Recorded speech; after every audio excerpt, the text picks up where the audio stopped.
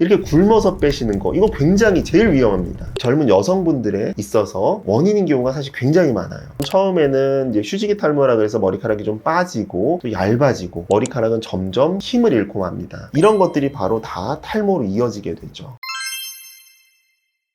네, 안녕하세요. 탈모의사 홍원장입니다. 보통 탈모는 남성들이 많이 생긴다고 생각을 하시죠. 그래서 여성분들은 좀 안심하는 경향이 많이 있으신 것 같아요. 근데 우리 건강보험심사평가원에 따르면은요, 25만 명의 탈모 환자 중에서 여성의 비율이 무려 44%나 된대요. 그 말은 즉슨 탈모라는 거는 남자의 문제만이 아니에요. 남녀 모두의 어떤 질환이라는 것을 증명해주고 있죠. 특히 요즘에는 탈모를 고민하시는 분들의 연령대도 점점 어려지고 있기 때문에 남녀 모두 누굴 가리지 말고 탈모를 예방하시는 것이 굉장히 중요합니다. 그리고 더 놀라운 건 바로 탈모 환자 10명 중에 4, 5명 정도가 굉장히 어린 나이세요. 20대, 30대. 일반적으로 이제 남자분들은 탈모의 시작이 M자니까 M자 이렇게 들어가는 경우가 많아서 머리 스타일 이렇게 보통 이렇게 내리고 다니시는 분들이 많아요. 20대 분들도. 여성분들은 조금 다르게 여성형 탈모 양상은 가름마나 정수리 쪽 아니면 전체적인 탈모로 고민하시는 분들이 많죠. 자, 오늘 영상에서는 그래서 2030 젊은 분들이 탈모가 왜 이렇게 급증하느냐, 현실적으로 우리가 어떻게 대처하고 해결할 수 있는지 한번 알아보도록 하겠습니다. 만약 이 영상을 보시는 분이 최근에 머리가 많이 빠졌거나 또 이렇게 봤을 때 두피가 좀 비어 보이거나 아니면 갑자기 머리가 얇아져서 머리 스타일링이 잘 안 나오는 분들, 이런 부분들은 전부 어떻게 보면 탈모의 위험 신호거든요. 그렇기 때문에 오늘 영상 끝까지 집중해서 봐주시기 바랍니다. 자, 첫 번째 이유는요, 바로 잘못된 다이어트 습관입니다. 지금 이제 여름이잖아요. 덥고 그래서 몸매를 좀 드러낼 수 있는 이런 옷들을 많이 찾으셔서 이것 때문에 다이어트 하시는 분들이 굉장히 많으시죠. 근데 되게 안타까운 것은 건강하게 막 운동을 하고 식습관 조절도 잘 해서 건강하게 살을 빼시는 것이 아니라 계속 안 먹고 물만 먹고 이렇게 굶어서 빼시는 거, 이거 굉장히 제일 위험합니다. 이게 특히나 젊은 여성분들에 있어서 원인인 경우가 사실 굉장히 많아요. 이게 어떻게 보면은 이제 운동하기는 우리가 힘들고 귀찮고 근데 또 살은 또 빼고 싶고, 그죠? 근데 이제 이렇게 하다 보면은 일시적으로 살이 빠질 수는 있겠죠. 하지만 동시에 여러분들의 소중한 머리카락도 동시에 같이 빠질 수가 있습니다. 그래서 이렇게 잘못된 다이어트로 모발 성장에 우리가 필수적인 단백질이라든가 철분, 미네랄, 비타민 D 이런 성분들을 섭취하지 못하면요, 두피로 가는 영양분 자체가 공급이 되지 않는 거죠. 이렇게 되면 처음에는 이제 휴지기 탈모라 그래서 머리카락이 좀 빠지고 또 얇아지고 머리로 갈 수 있는 영양분이 줄어들기 때문에 머리카락은 점점 힘을 잃고 맙니다. 이런 것들이 바로 다 탈모로 이어지게 되죠. 요즘 어떤 분들이 머리 빠진다고 자주 오시냐 하면요, 그 바디 프로필 그거 찍으시는 분들이 있잖아요. 엄청 많이 오세요 요새. 그리고 또 안타깝지만 이런 대회 준비하시는 분들이 있잖아요. 이런 분들 보충제나 이런 것만 드시고 다이어트 잘못하시면은 이런 분들도 머리 많이 빠져서 오시거든요. 사실 되게 옆에서 보면 안타까운 게 이분들 막 인바디 이런 거 잴 때 근손실은 굉장히 두려워하시거든요. 근데 옆에서 보면 머리카락 빠지는 거가 사실 저는 더 안타까운데 이런 거는 생각을 못 하시는 것 같아요. 그렇기 때문에 반드시 균형 잡힌 식단으로 건강하게 다이어트를 하셔야 돼요. 그렇게 하셔야 여러분들의 소중한 모낭을 지킬 수가 있습니다. 자, 두 번째 이유는요, 사실 만병의 근원이죠. 스트레스입니다. 특히 2030 분들 살기 팍팍하죠. 취업이라든가 육아 스트레스, 또 요새 뭐 집을 사야 되는지 이런 경제적인 활동도 사실 막 시작하는 단계에서 스트레스가 많을 수밖에 없죠. 이런 원인으로 스트레스가 많으면 잠도 잘 못 자고 이런 여러 가지가 복합적으로 진행되면서 탈모가 유발하게 됩니다. 자, 우리가 스트레스를 받으면 우리 몸에 스트레스 호르몬이 막 분비가 되게 되거든요. 이런 스트레스 호르몬은 우리가 두피로 가는 영양 공급, 산소 공급, 혈액순환 이런 것들에 제약을 주거든요. 이런 것들이 바로 모근의 성장을 막고 탈모를 유발할 수 있는 어떤 직접적인 원인이 될 수도 있는 겁니다. 특히 요즘 2030 현대인들은요, 우리 SNS 자주 보시잖아요. 이런 것들 사실은 자극적인 콘텐츠들이 굉장히 많거든요. 자극적인 영상이나 이런 것들을 보면서 늦게 자고 수면 패턴이 또 깨지는 경우가 굉장히 많죠. 그래서 이렇게 수면 부족이나 이렇게 충분한 휴식이 없는 것 자체가 스트레스를 유발할 수 있는 원인이 됩니다. 자, 이렇게 스트레스 받으시는 분들이 잠은 안 자고 뭐 하세요? 담배 피시죠. 밖에 나가서. 또 술 드시잖아요. 늦게까지. 그 다음에 또 이런 분들의 특징은 샐러드 잘 안 드세요. 밤에 치킨 드시죠. 좋아하시잖아요. 기름진 거 굉장히 많이 드시고, 그래서 올바르지 못한 식습관과 그리고 몸에 해로운 흡연 같은 문제들, 음주 이런 것들이 모두 다가 탈모를 유발할 수 있는 아주 근본적인 원인이 될 수가 있습니다. 그래서 우리가 이제 충분한 수면과 적절한 운동, 때로는 어떤 명상을 하면서 스트레스 지수를 낮추시는 것도 탈모를 예방하거나 막는 굉장히 좋은 생활 습관이 될 것 같습니다.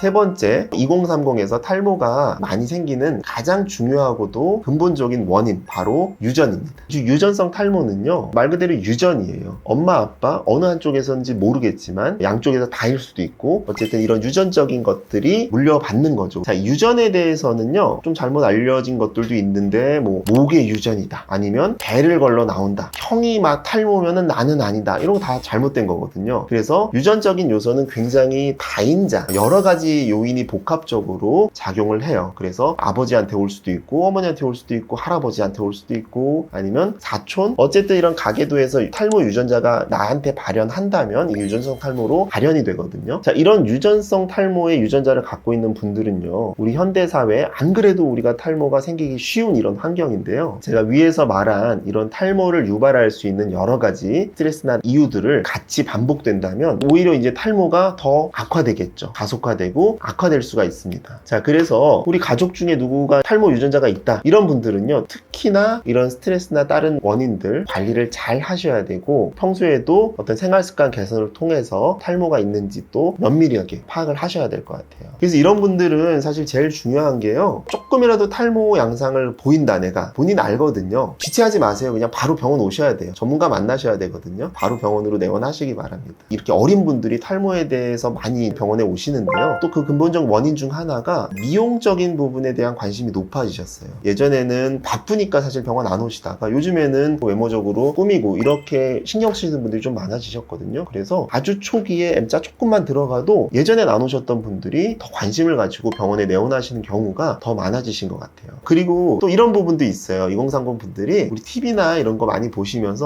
저 연예인 이마가 예쁜데, 저 헤어라인이 예쁜데 하시고, 저런 헤어라인으로 해주세요 하면서 사진을 다 들고 오세요. 이런 분들도 되게 많아지셨어요. 자, 오늘 이렇게 2030 젊은 분들이, 탈모 환자분들이 급증하는 이런 원인 3가지를 알려드렸는데요, 만약 여러분이 이미 나는 탈모가 좀 진행됐다 이렇게 생각하시면, 이런 분들은 탈모 샴푸나 탈모 케어 치료를 받기보다는 병원에 와서 근본적인 치료를 받으시는 게 탈모를 예방하고 치료할 수 있는 지름길이 될 것 같습니다. 이미 진행이 되신 분들은 탈모약 복용이나 아니면 또 모발 이식을 고려해 보실 수도 있고요. 가끔 이 수술적인 비용이 부담돼서 가발을 생각을 하시는 분들도 있으신 것 같은데요, 이 탈모 치료는 환자 개개인에 맞춰서 증상에 맞게 알맞은 치료를 찾는 것이 굉장히 중요하기 때문에, 오히려 초반에 오시면 적은 비용으로도 해결할 수 있는 부분이, 이미 탈모가 많이 진행됐다면 그만큼 해결해야 될 수술이나 여러 치료법들이 많이 되기 때문에 비용적인 부분도 오히려 부담을 느낄 수가 있어요. 제가 사실은 저도 병원을 운영하는 입장에서 매출이나 비용 이런 것만 생각했다 그러면 빨리 오시라고 하지 않을 거예요. 탈모 많이 진행된 다음에 오시면 머리카락 많이 심어야 되거든요. 비용도 올라가고 좋죠, 저는. 하지만 사실은 병원 수익만을 위해서 하는 게 아니라 2030 여러분들은 탈모 초기에 빨리 이런 것들을 미리 예방하시고 미리 또 막으셔서 초기에 간단하게 해결하시는 게 여러분들한테는 훨씬 이득이 되고 좋으실 수 있어요. 자, 근데 이미